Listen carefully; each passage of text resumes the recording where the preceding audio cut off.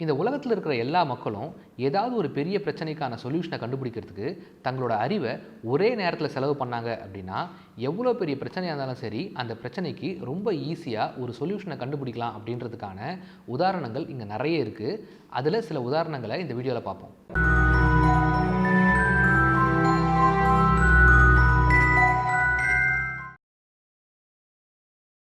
நம்ம சாப்பிட்ற சாப்பாடு நம்மளோட உடம்புல ஏதோ ஒரு எனர்ஜியாக கன்வெர்ட் ஆகுது. இது ஹியூமனுக்கு மட்டும் கிடையாது, இந்த உலகத்தில் இருக்கிற ஒவ்வொரு உயிரினத்துக்கும் இது நடக்கும்.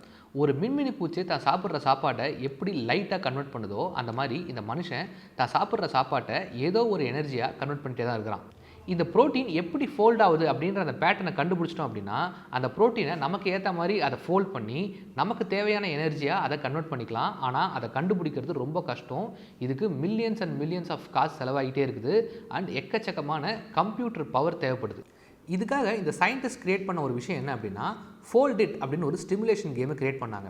ஒரு குறிப்பிட்ட சயின்டிஸ்ட் மட்டும் உட்காந்து இந்த ஃபோல்டிங் பேட்டர்னை கண்டுபிடிக்கிறதுக்கு பதில் இதை ஒரு கேமாக கிரியேட் பண்ணி உலகத்தில் இருக்கிற எல்லா மக்கள்கிட்டையும் கொடுத்துட்டோம் அப்படின்னா எல்லாரும் அவங்களுக்கு தெரிஞ்ச மாதிரி ஒவ்வொரு விதமான ஃபோல்டிங் பேட்டர்னை கண்டுபிடிப்பாங்க. இதில் யார் ரொம்ப ஸ்டேபிளான ஃபோல்டிங் பேட்டர்னை கண்டுபிடிக்கிறாங்களோ அவங்களுடைய அந்த பேட்டர்னை மட்டும் எடுத்து இந்த ரிசர்ச் பண்ணும்போது அவங்களுக்கு கிடைச்ச அவுட்புட் ரொம்ப அதிகமாக இருந்துச்சு. இந்த மனுஷனோட உடம்புல இந்த வயசாகிறது அப்படின்னு ஒரு விஷயம் இருக்குல்ல, இந்த வயசாகிற விஷயத்தை முடிவு பண்ணுறது ஒரு புரோட்டீன். இந்த புரோட்டீனுடைய ஃபோல்டிங் ஸ்ட்ரக்சர் எப்படி இருக்கும் அப்படிங்கிறத சயின்டிஸ்ட் எல்லாரும் சேர்ந்து ஒரு 10 வருஷமாக கண்டுபிடிக்க முயற்சி பண்ணிட்டு இருக்காங்க. ஆனால் அவங்களால அதை கண்டுபிடிக்க முடியலை. இப்போது இந்த ஃபோல்ட் இட் அப்படின்ற இந்த கேமை கிரியேட் பண்ணது மூலிமா இதனுடைய பிளேயர்ஸ் எல்லாரும் சேர்ந்து 3 வாரத்தில் ஒரு மனுஷனோட உடம்புல வயசாகிறத உருவாக்குற இந்த புரோட்டீனுடைய ஃபோல்டிங் ஸ்ட்ரக்சர் எது அப்படின்றத கண்டுபிடிச்சிட்டாங்க. இப்போது சயின்டிஸ்ட் எல்லாரும் சேர்ந்து இந்த ஃபோல்டிங் ஸ்ட்ரக்சரை தடுக்கிறதுக்கான மருந்து என்ன அப்படின்றத மட்டும் கண்டுபிடிச்சிட்டு இருக்காங்க. இந்த கலெக்டிவ் இன்டெலிஜென்ஸ் அப்படின்ற இந்த கான்செப்ட் மூலிமா இந்த உலகத்தில் இருக்கிற எல்லா மக்களும் ஒன்றா சேர்ந்து ஏதாவது ஒரு பிரச்சனைக்கான சொல்யூஷனை கண்டுபிடிக்கிறதுக்கு தங்களுடைய அறிவை யூஸ் பண்ணாங்க அப்படின்னா அது மூலிமா கிடைக்கிற இந்த ரிசல்ட்ஸ் ரொம்ப க்ரியேட்டிவாகவும் ரொம்ப யூஸ்ஃபுல்லாகவும் இருக்கும். 2017 டொனால்ட் ட்ரம்ப் ஆட்சிக்கு வந்த உடனே ஒருத்தர் ஒரு வித்தியாசமான போராட்டத்தை அறிவித்தார். அது என்ன போராட்டம் அப்படின்னா ஒரு செவுத்தில் he will not divide us அப்படின்னு எழுதி அதை 4 வருஷத்துக்கு கண்டினியூஸாக யூடியூப்பில் லைவ் ஸ்ட்ரீம் பண்ண போகிறேன் அப்படின்னு ஒரு வித்தியாசமான போராட்டத்தை அறிவித்தார். அந்த லைவ் ஸ்ட்ரீம் ஆரம்பித்த உடனேயே ஏதேதோ சில காரணங்களால் அந்த லைவ் ஸ்ட்ரீம் கட் ஆகிடுச்சு. சரி, செவுத்தில் எழுதி வச்சா தான் எல்லோரும் டிஸ்டர்ப் பண்ணுறாங்களே அப்படின்றதுக்காக இவர் தனியாக ஒரு இடத்துக்கு போயிட்டு எந்த ஒரு டிஸ்டர்பன்ஸும் இல்லாமல் பின்னாடி ஒரு ப்ளூ கலர் கிளியர் ஸ்கையை வச்சுக்கிட்டு அது முன்னாடி இந்த கொடியை ஏற்றி வச்சுட்டு அந்த கொடியில் ஹீ வில் நாட் டிவைடஸ் அப்படின்னு எழுதி அந்த கொடியை இவர் 4 வருஷத்துக்கு லைவ் ஸ்ட்ரீம் பண்ணிடலாம் அப்படின்னு ஒரு பிளான் பண்ணார். ஸோ எங்கேயுமே இது யாரும் டிஸ்டர்ப் பண்ண மாட்டாங்க அப்படின்றத ரொம்ப நம்பிக்கையாக இருந்தார். ஆனால் இந்த இன்டர்நெட்டில் இருந்த எல்லாரும் ஒன்றா சேர்ந்து இந்த கொடி எங்கே பறக்குது அப்படிங்கிறத ஒரே நாளில் கண்டுபிடிச்சிட்டாங்க. இவங்க எல்லாரும் சேர்ந்து இந்த கொடி எங்கே பறக்குது அப்படின்றத இந்த கண்டுபிடிச்ச விதம் இருக்குல்ல, இது ரொம்ப இன்ட்ரெஸ்டிங்கான ஒரு ஸ்டோரி. இந்த யூடியூபோட லைவ் வீடியோவில் ஒரு கிளியர் ஸ்கைக்கு முன்னாடி இந்த கொடி பறந்துக்கிட்டு இருந்தாலும் இந்த கொடிக்கு பின்னாடி தான் சில சின்ன அசைவுகளை வச்சு இந்த கொடி எங்கே இருக்குது அப்படின்றது ரொம்ப ஈஸியாக கண்டுபிடிச்சிட்டாங்க.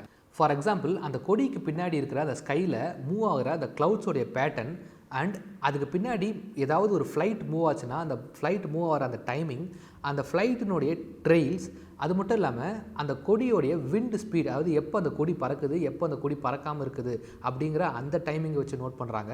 அதுக்கப்புறம் அந்த வீடியோவுக்கு பின்னாடி வர அந்த காட்டிலேருந்து வர சின்ன பறவைகளுடைய சத்தம் இருக்குல்ல, இந்த சத்தம் எங்கெங்கெல்லாம் வருது அப்படிங்கிற இந்த விஷயம், அதுக்கப்புறம் நைட் டைமில் அந்த ஸ்டார்ஸுடைய பேட்டர்ன், இது எல்லாத்தையும் வச்சு அந்த கொடி எந்த ஏரியாவில் இருக்குது அப்படின்றத கண்டுபிடிச்சிட்டாங்க.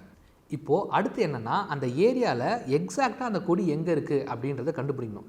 இதுக்கு என்ன பண்ணாங்க அப்படின்னா இந்த வீடியோவை பார்த்துட்டு இருந்தவங்க எல்லாரும் ஒன்றா சேர்ந்து கார் எடுத்துக்கிட்டு போயிட்டு அந்த ஏரியாவில் அங்கே இங்கே சுற்றி ஹார்ன் அடித்து அந்த ஹாரன் லைவ் ஸ்ட்ரீமில் எந்த இடத்துல கேட்குது அப்படின்ற எல்லா இன்ஃபர்மேஷனையும் வச்சுக்கிட்டு அந்த கொடி எங்கே இருக்குது அப்படின்றத எக்ஸாக்டாக கண்டுபிடிச்சி அந்த கொடியை இறக்கிட்டாங்க. வெப் டிரைவர் ட்ரோசோ அப்படின்னு ஒரு யூடியூப் சேனல். இந்த யூடியூப் சேனலில் அப்லோட் ஆகிற ஒவ்வொரு வீடியோவும் ரொம்ப விசித்திரமாக இருந்துச்சு.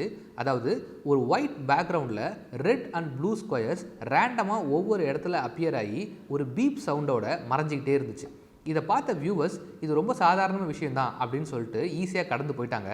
ஆனால் இந்த சேனலில் அப்லோட் ஆகிற இந்த வீடியோஸினுடைய ஸ்பீட், அதாவது ஒவ்வொரு 20 செகண்டுக்கும் ஒரு வீடியோ அப்லோட் ஆகிட்டே இருக்குது அப்படின்ற இந்த ஸ்பீடை பார்த்த உடனே இந்த வியூவர்ஸ் எல்லாரும் இது ஏதாவது ஒரு ஏலியனோட மெசேஜாக இருக்குமோ, வேற்று கிரகத்துலேருந்து ஒரு ஏலியன் இந்த இன்டர்நெட்டை ஹேக் பண்ணி யூடியூப் வழியாக இந்த உலகத்துக்கு ஏதோ ஒரு மெசேஜ் சொல்ல வருதோ அப்படின்னு சந்தேகப்பட ஆரம்பித்தாங்க. உடனே இந்த சேனலில் இருக்கிற வியூவர்ஸ் எல்லாரும் ஒன்றா சேர்ந்து ஆளாளுக்கு ஒரு ரிசர்ச் பண்ண ஆரம்பிச்சிட்டாங்க. அதில் ஒரு இட்டாலியன் பிளாகர் பண்ண ரிசர்ச் என்ன அப்படின்னா, இந்த சேனலில் ஸ்டார்டிங் ஸ்டேஜில் அப்லோட் பண்ணப்பட்ட சில வீடியோஸை எடுத்து பார்க்கும்போது அந்த வீடியோஸில் ஒரு ஈஃபில் டவர்னுடைய வீடியோ இருந்துச்சு. இந்த வீடியோவில் கிடைச்ச சில இன்ஃபர்மேஷன்ஸ் எல்லாத்தையும் வச்சுக்கிட்டு சில சோஷியல் மீடியா ப்ரொஃபைல்ஸை அவர் கண்டுபிடிச்சாரு.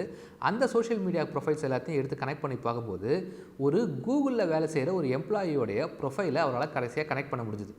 ரொம்ப நாளாக ஓடிட்டு இருந்த மிஸ்ட்ரிக்கு இந்த இட்டாலியன் பிளாகர் சொன்ன விளக்கம் என்ன அப்படின்னா, இது ஏலியன் அமிச்ச மெசேஜ்லாம் கிடையாது, இது யூடியூப் போர்ட்டலில் வீடியோஸ் எல்லாமே குவாலிட்டியாகவும் கரெக்டாகவும் அப்லோட் ஆகுதா அப்படின்றத செக் பண்ணுறதுக்கு ஒரு குறிப்பிட்ட இன்டர்வலில் யூடியூபே இந்த வீடியோஸ் எல்லாத்தையும் அப்லோட் பண்ணுது. ஆக மொத்தம் இது யூடியூபோட டெஸ்டிங் சேனல் அப்படின்னு சொன்னார். ரெடிட் அப்படின்றது ஒரு ஃபாரம். இந்த ஃபாரமில் ஒரு யூசர் ஒரு போஸ்ட் போட்டிருக்காரு. அவர் என்ன போட்டுதார் அப்படின்னா, தன்னுடைய வீட்டில் தான் என்ன வேலை செய்யணும் அப்படிங்கிறத வேறு யாரோ ஒருத்தங்க ஒரு லிஸ்ட்டாக போட்டு வைக்கிறாங்க. இந்த லிஸ்ட்டில் என்ன இருக்கோ அந்த ஆர்டர் படி தான் வேலையை செய்யணும் அப்படின்றத அவங்க எதிர்பார்க்குறாங்க அப்படின்றத ஒரு போஸ்ட்டாக போட்டிருந்தார். இதை பார்த்த மற்ற யூசர்ஸ் இது ஏதோ ஒரு அமானுஷ சக்தி போல் இருக்குது அப்படின்னு நினச்சி ஆளாளுக்கு ஒரு கருத்து சொல்ல ஆரம்பித்தாங்க. அதில் ஒரு யூசர் சொன்ன ஐடியா படி தான் வீட்டில் ஃபுல்லாக கேமரா வச்சு யார் உள்ளே வராங்க யார் வெளில போகிறாங்க அப்படின்றத மானிட்டர் பண்ணும்போது அந்த கேமராவில் இருக்க ஃபுட்டேஜ் எல்லாம் ஆட்டோமேட்டிக்காக டெலீட் ஆகுது. யார் உள்ளே வந்தாங்க யார் வெளில போனாங்கன்னு அவரால் கண்டுபிடிக்க முடியல. ஆனால் அந்த நோட் மட்டும் ஆட்டோமேட்டிக்காக க்ரியேட் ஆகுது. இந்த கதையை கேட்ட எல்லா யூசர்ஸும் இது என்ன நடக்குது அப்படின்னு புரியாமல் இருந்த ஒரு டைமில் ஒரு யூசர் கேட்ட ஒரே ஒரு கேள்வி இந்த மிஸ்ட்ரி எல்லாத்துக்கும் ஒரு முடிவு கட்டிடுச்சு. அந்த யூசர் கேட்ட கேள்வி என்ன அப்படின்னா, உங்கள் வீட்டில் கார்பன் மோனாக்சைடுடைய கண்டென்ட் எவ்வளோ இருக்குதுன்னு செக் பண்ணுங்கள் அப்படிங்கிறது தான். அவங்க சொன்னதுக்கப்புறம் அந்த வீட்டில் போய் அந்த கெமிக்கலோட கண்டென்ட் எவ்வளோ இருக்குதுன்னு செக் பண்ணி பார்த்ததில் அது கொஞ்சம் அதிகமாக தான் இருந்துச்சு. யாரோ ஒருத்தங்க எழுதி வைக்கிற இந்த அமானுஷ்யமான லிஸ்ட்டுக்கும் கார்பன் மோனாக்சைடுக்கும் என்ன சம்மந்தம் அப்படின்னு தேடி பார்த்ததில் எந்த ஒரு இடத்துல கார்பன் மோனாக்சைடோட கண்டென்ட் அதிகமாக இருக்கோ அந்த இடத்துல இருக்கிறவங்களுக்கு ஞாபக மறதியும் ஹாலுசினேஷனும் அதிகமாக வர்றதுக்கான வாய்ப்புகள் இருக்குது. ஸோ அந்த வீட்டில் இருந்த அந்த யூசருக்கு ஸ்பிளிட் பர்சனாலிட்டி வந்திருக்கு. ஸோ தட் அந்த லிஸ்ட்டை எழுதுறதும் அவர் தான், அந்த லிஸ்ட்டை பார்க்குறதும் அவர் தான், அந்த கேமராவில் இருக்கிற ஃபுட்டேஜ் எல்லாத்தையும் டெலீட் பண்ணதும் அவர் தான் அப்படின்னு தெரிய வந்துச்சு. இப்படி இன்டர்நெட் மூலிமா மக்கள் எல்லோரும் ஒன்று சேர்ந்து ஏதோ ஒரு பிரச்சனைக்கு ஒரு சொல்யூஷனை கண்டுபிடிக்கிற இந்த சம்பவம் இது மட்டும் இல்லை, இந்த மாதிரி நிறைய நடந்துக்கிட்டே தான் இருக்குது. இதுக்கு பேர் கலெக்டிவ் இன்டெலிஜென்ஸ் அப்படின்னு சொல்லுவாங்க.